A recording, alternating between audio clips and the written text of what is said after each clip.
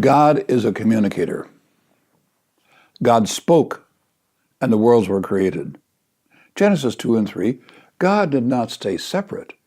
He came into the garden every evening, walking and talking with Adam and Eve. This is an amazing thing. Notice that God not only speaks, but God listens. In Genesis 2 and 3, after Adam and Eve make their terrible decision, which changed all of human history, notice that God makes no statements. God knew exactly what was going to happen. He predicted what would happen if they made the decision. God asks a series of questions. And as God asks a series of questions, Adam and Eve discover their own problem. Now, to what extent are we taking communications in our partnerships, in our networks, in our alliances? How are we taking communications seriously? There are 4 different groups every partnership, every alliance has that you have to communicate with. Communication is essential in marriage, it's essential in families, it's essential in businesses, it's essential in churches. Without effective communication, the heart and soul of relationships is destroyed. In a partnership, first of all, the very first group that we have to think about and listen to are the people we're trying to serve. Let's imagine you're in a country and you're working with children in the street, and you have a partnership of people who are trying to serve children who are living on the street.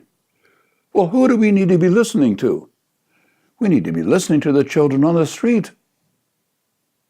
Those are the people we, first of all, what are their needs? What are the problems they face?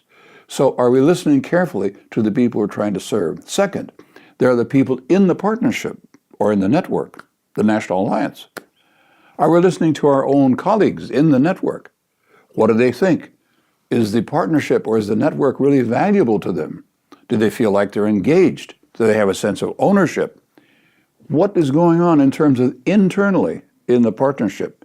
Are we actually listening? I actually recommend every year that every network, every partnership actually does a survey of the members of the partnership, ask them, what do they think? It's very important to listen to our participants. Third, there are the people who are the administrative people behind the network or partnership.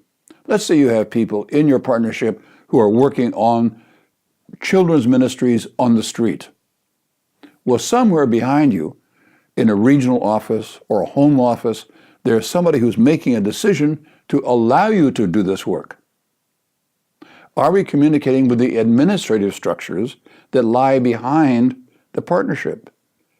And last but not least, how about the people who are praying and the people who are giving? We need to encourage these people. We need to engage them because prayer is the engine that makes everything possible. So communication in your partnership, in your network is absolutely essential. It's the very essence of God's character. He is a communicator. He is not silent. He's actively communicating, listening to us, communicating with all of us individually and collectively. And in our partnership, communications are really the heartbeat of our effectiveness.